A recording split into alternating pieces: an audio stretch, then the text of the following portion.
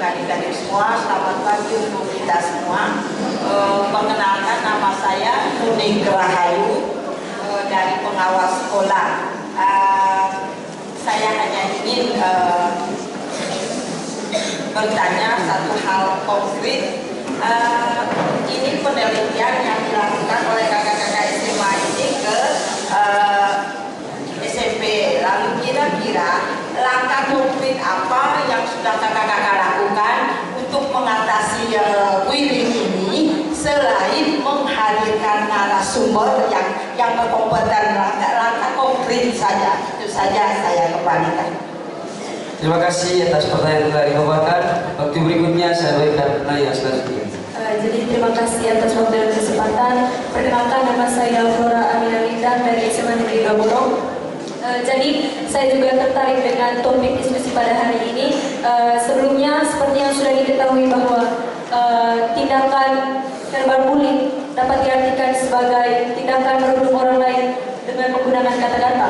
Jadi permasalahan ini muncul akibat kurangnya kecakapan atau komunikasi serta empati dalam diri seseorang. Jadi saya ingin mengetahui seberapa besar pengaruh komunikasi verbal terhadap kemampuan seseorang untuk merespons situasi insiden verbal bullying, dan bagaimana empati seseorang dalam interpersonal, kecerdasan interpersonal bagi korban verbal bullying. Terima kasih.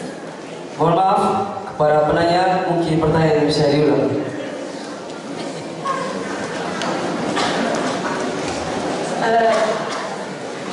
Untuk pertanyaan yang tadi, saya ingin mengetahui seberapa besar pengaruh komunikasi verbal terhadap kemampuan seseorang untuk merespons situasi insiden verbal bullying, dan bagaimana empati dalam kecerdasan interpersonal terhadap korban verbal bullying. Terima kasih.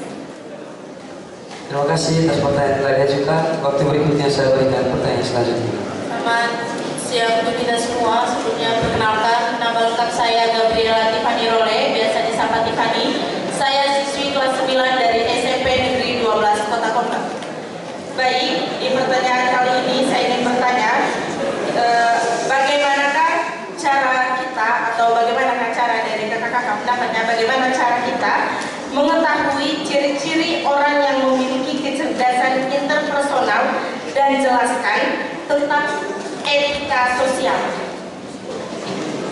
Terima kasih atas pertanyaan yang telah dikemukakan. Waktu berikutnya saya berikan kepada penanya selanjutnya. Baik, terima kasih atas waktu dan kesempatan yang telah diberikan kepada saya.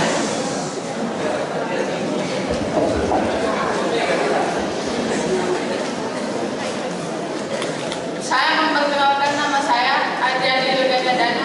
Saya dari SMA Negeri 6 Kota Kompak dan ingin mengajukan pertanyaan berkaitan dengan materi yang dipaparkan kritik.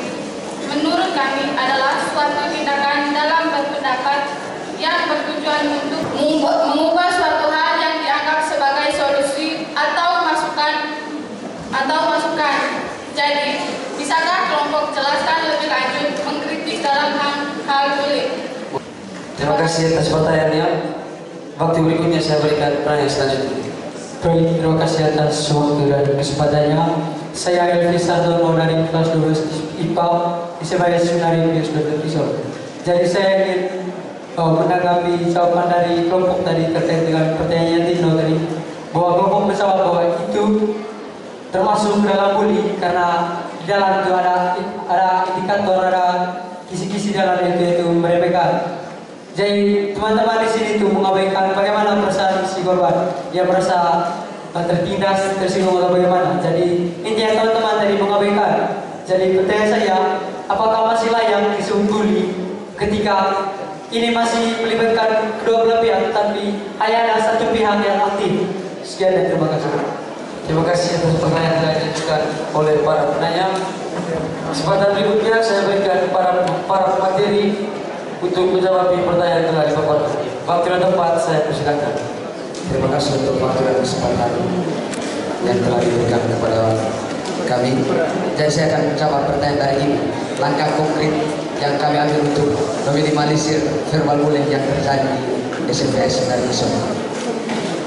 Sesuai dengan konteks penelitian kami, cara yang paling tepat untuk meminimalisir verbal bullying yaitu meningkatkan kecerdasan interpersonal.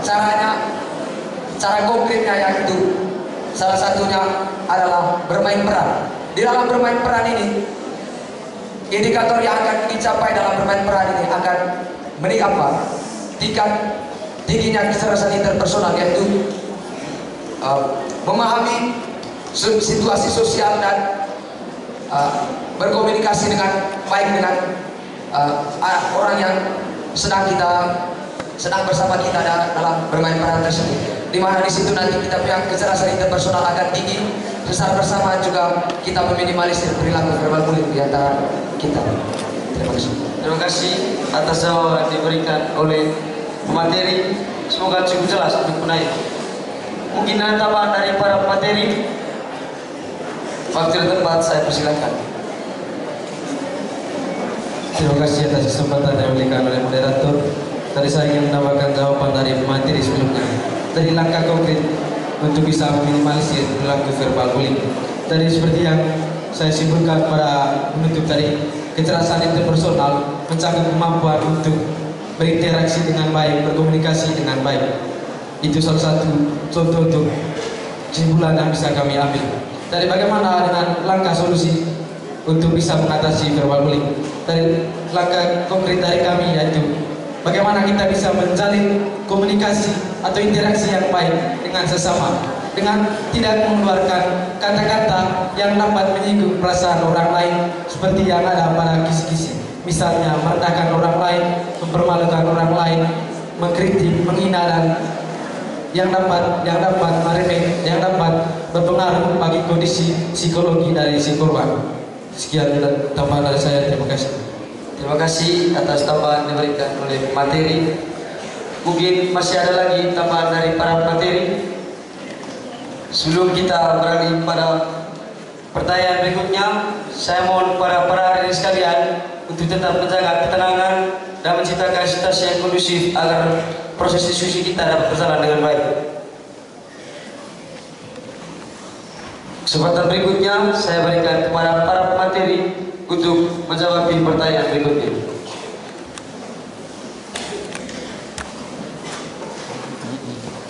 Terima kasih atas kesempatan yang telah diberikan kepada saya. Kurang lebih poin penting dari pertanyaan nomor 2 tadi, seberapa besar pengaruh verbal bullying terhadap kecerdasan interpersonal dan bagaimana mengaitkan empati dengan verbal bullying. Kami tekankan sekali lagi di judul awal di penjelasan bagian metodologi penelitian ada 2 variabel yang kami teliti, yaitu kecerdasan interpersonal sebagai variabel bebas dan verbal bullying sebagai variabel terikat. Jadi dari kedua variabel ini, ketika kecerdasan interpersonal tadi disebut variabel bebas, jadi sini kita dapat melihat bahwa variabel bebas yang mempengaruhi variabel terikat, yang artinya kecerdasan interpersonal yang mempengaruhi verbal bullying, bukan verbal bullying yang mempengaruhi kecerdasan interpersonal. Berdasarkan pada penelitian juga, jika dilihat bagaimana pengaruh kecerdasan interpersonal terhadap verbal bullying, dan yang mana kita lihat dari hubungannya tadi, ketika kecerdasan interpersonal semakin tinggi, verbal bullyingnya semakin rendah. Dan berdasarkan hasil penelitian yaitu terkhusus uji determinasi yang mana menguji pengaruh kecerdasan interpersonal terhadap verbal bullying, diperoleh hasil bahwa pengaruh kecerdasan interpersonal terhadap perilaku verbal bullying sebesar 53%, yang artinya perilaku verbal bullying 53%-nya dipengaruhi oleh tingkat kecerdasan interpersonal. Lalu bagaimana mengaitkan antara sikap empati yang berada pada kisi-kisi kecerdasan interpersonal dengan perilaku verbal bullying? Sikap empati ini merupakan sikap sejauh mana kita memahami situasi orang lain. Jadi kita dapat lihat di salah satu kuesioner kecerdasan interpersonal di indikator sikap empati. Salah satu soalnya ialah saya merasa kasihan ketika ada teman yang diejek. Pernyataan ini merupakan hasil pengembangan dari indikator empati tadi. Jadi di sini pernyataan ini ingin menanyakan pendapat dari Simple, apakah mereka berempati ketika ada teman mereka diejek, ataukah mereka juga ikut mengejek atau secara bersama-sama mengejek temannya diejek. Ketika dia ikut mengejek, itu artinya dia punya kecerdasan interpersonal rendah, dia punya empati rendah. Seharusnya dia menempatkan dirinya dengan menegur teman yang melakukan ejekan. Sekian dan terima kasih. Terima kasih atas jawaban yang telah diberikan oleh materi. Semoga cukup jelas untuk penanya. Mungkin ada tambahan dari para materi. Jika tidak ada, kita akan berlanjut pada pertanyaan berikutnya. Kesempatan berikutnya saya berikan para materi untuk menjawab pertanyaan berikut. Waktu dan tempat saya persilakan.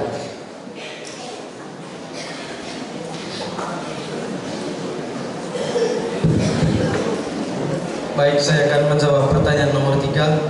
Pertanyaannya, bagaimana cara peneliti mengetahui ciri-ciri orang yang memiliki kecerdasan interpersonal? Dan pertanyaan kedua, jelaskan tentang etika sosial. Hari yang pertama, saya akan menjawab pertanyaan, bagaimana cara mengetahui ciri-ciri orang yang memiliki kemampuan interpersonal yang tinggi ataupun yang rendah. Jadi seperti yang kami katakan tadi, bahwa kecerdasan interpersonal mencakup kemampuan yang pertama untuk berempati, yang kedua memahami kepribadian orang lain, yang ketiga pandai berkomunikasi dan pandai dalam berinteraksi, dan yang terakhir adalah memahami situasi dan etika sosial. Orang yang memiliki kecerdasan interpersonal yang tinggi akan cenderung berperilaku yang positif dan mencoba menghindari perilaku verbal bullying.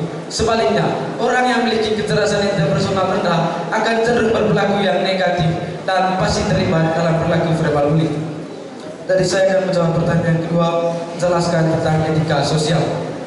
Jadi dalam buku yang saya baca yang berjudul Etika Sosial mendefinisikan bahwa etika sosial adalah filsafat moral yang berkaitan dengan kehidupan sosial, bagaimana seorang berkomunikasi dengan orang lain. Etika sosial yang dimaksud dalam konteks penelitian kami yaitu bagaimana seseorang bisa berinteraksi dengan orang lain, bisa melahirkan kondisi yang kondusif untuk bisa menghindari perilaku verbal bullying. Dalam penelitian kami, etika sosial yang dimaksud adalah bagaimana cara seseorang untuk berinteraksi dengan baik, bagaimana cara seseorang memahami kepribadian orang lain sehingga tidak mengeluarkan kata-kata yang dapat menyakiti perasaan orang lain. Itu saja dari saya, terima kasih. Terima kasih atas jawaban diberikan oleh materi. Semoga cukup jelas untuk penanya. Mungkin ada tambahan dari para materi. Jika tidak, saya persilakan kepada para materi untuk menjawab pertanyaan berikut.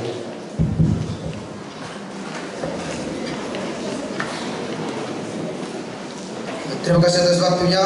Saya akan menjawab pertanyaan dari KI kelas 12 dari saudara Elvis. Apakah tindakan viral bullying yang dilakukan oleh seorang tapi tidak direspon oleh orang kedua, apakah itu dapat dikatakan viral bullying? Jadi di sini orang yang melakukan tindakan viral bullying adalah orang yang mengeluarkan kata-kata kasar kepada korbannya. Jadi di sini dia tetap dikatakan sebagai pelaku dari verbal bullying tersebut dan itu masih dikatakan sebagai bullying. Lalu mengapa pihak kedua yang tidak melakukan respons? Salah satu hal yang mempengaruhi mengapa pelaku kedua yang tidak melakukan respons adalah kecerdasan interpersonal yang tinggi. Artinya dia mempunyai sikap empati yang tinggi. Ketika dia mempunyai pemikiran dalam tanda kutip 5 langkah ke depan, ketika dia membalas tindakan bullying dari si A ini, maka kemungkinan dia berpikir itu tindakan bullying ini akan tetap berlanjut. Maka untuk itu dia mengolah emosinya supaya tidak membalas tindakan bullying, supaya tindakan tersebut tidak berlanjut. Artinya di sini pelaku kedua atau si korban di sini dia memiliki kecerdasan interpersonal yang tinggi. Dan untuk menegaskan bahwa perilaku viral bullying itu yang mengeluarkan kata-kata kasar dan itu masih dikatakan bullying. Terima kasih. Terima kasih atas jawaban diberikan oleh materi. Semoga cukup jelas untuk penanya. Mungkin ada tambahan dari para materi ataupun tanggapan dari para rekan sekalian. Kesempatan saya berikan kepada Bapak Korwas.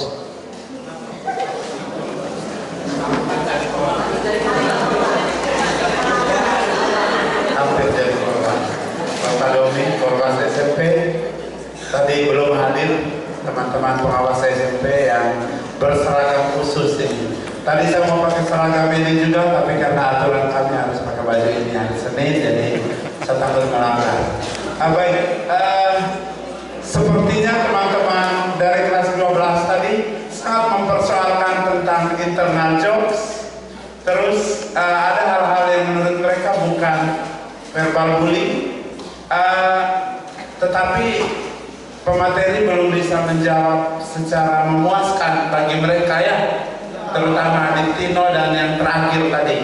Kalau saran saya seperti ini, sayangnya kita tidak ditayangkan secara keseluruhan instrumennya, instrumen tentang verbal bullying yang ditanyakan kepada si sampel. Tetapi saran saya supaya hal itu tidak terjadi, karena takutnya mempengaruhi hasil penelitian. Termasuk tadi misalnya ketika ada pertanyaan begini saja, apakah Anda pernah memanggil teman Anda dengan bukan nama aslinya? Bagi orang yang pernah melakukan internal jokes, dia akan mengisi ya. Misalnya lagi si korban, dia akan misalnya ada pertanyaan, apakah Anda pernah dipanggil dengan nama bukan nama asli Anda? Pasti si korban mengatakan ya. Tetapi tadi dikatakan oleh penanya terakhir, dijawab dari depan bahwa kami hanya fokus pada pelaku. Korban itu terserah dia mau tersinggung atau tidak, tapi bagi kami itu verbal bullying. Bagi saya itu tidak valid juga nanti hasil penelitiannya, karena bisa saja internal jokes tadi tidak mempengaruhi mental dari si korban. Seharusnya ada pertanyaan lanjutan kepada korban. Jika Anda pernah dipanggil menggunakan nama selain nama Anda, bagaimana perasaan Anda? Tersinggung? Berapa persen Anda menjadi tersinggung? Ketika dia menganggap itu internal jokes, dia akan menjawab 0. Dia tidak tersinggung. Sehingga itu bukan merupakan verbal bullying bagi si korban ini. Walaupun secara pengertian semua kalimat yang panggilan yang bukan nama asli itu adalah verbal bullying, tetapi kalau bagi si korban tidak berpengaruh ya, bagi saya itu sangat mempengaruhi hasil penelitian ini. Lalu yang berikut, tadi ada jawaban yang terakhir, bagaimana tadi yang barusan kita jawab tadi, saya lupa. Iya. Kepada para korban yang tidak respon, tidak merespon. Tidak merespon ini ada dua. Bisa saja karena memang kecerdasan interpersonalnya bagus, bisa juga dia takut terhadap si pelaku, sehingga tanda kutip ini diam. Jadi ada mesti pertanyaannya. Misalnya ketika ditanya begini, apa respon Anda ketika Anda diejek oleh teman? Misalnya dia bilang ada di situ pilihannya diam misalnya. Ketika Anda memilih diam, apa alasan Anda diam? Bisa saja karena memang dia punya pemahaman terhadap si pelaku itu bagus, bisa juga dia takut. Kalau lawan ini mungkin dia lebih parah lagi mengejek saya, lebih baik saya diam. Itu kan beda lagi, dia punya bukan karena kecerdasan, tapi karena dia takut. Menurut saya seperti itu. Mungkin bisa dikembangkan lagi instrumennya sehingga pertanyaan-pertanyaan yang tadi itu tidak muncul, atau adik-adik menayangkan lampiran instrumennya biar teman-temannya tidak penasaran begitu. Kira-kira seperti itu dari saya. Terima kasih. Terima kasih atas tambahan telah diberikan. Sekiranya melalui tambahan yang telah diberikan ini dapat menjawab pertanyaan yang telah dipaparkan. Kemudian kita akan berlanjut pada pertanyaan yang terakhir. Kesempatan berikutnya saya berikan para materi untuk menjawab pertanyaan yang terakhir. Waktu dan tempat saya persilakan.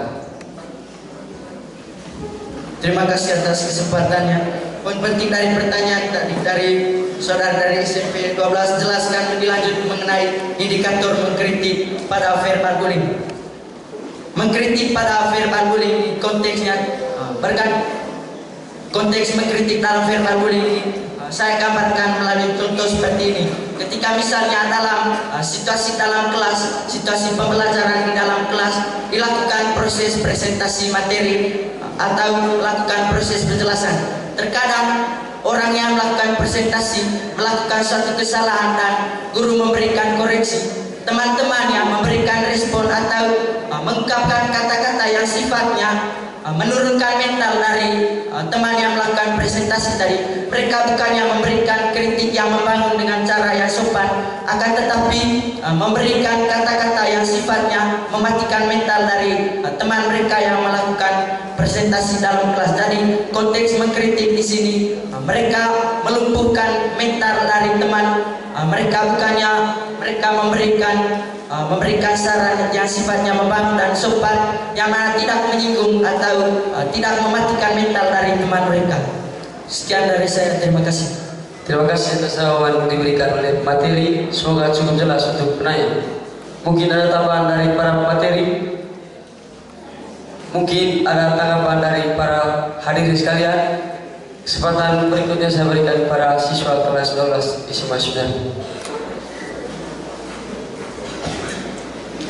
Terima kasih untuk waktu dan kesempatannya. Perkenalkan, nama saya Bril Parus dari 12 MIPA. Pertama, saya sedikit memberikan tambahan berkaitan dengan pertanyaan dari Ibu tadi berkaitan dengan hal konkret.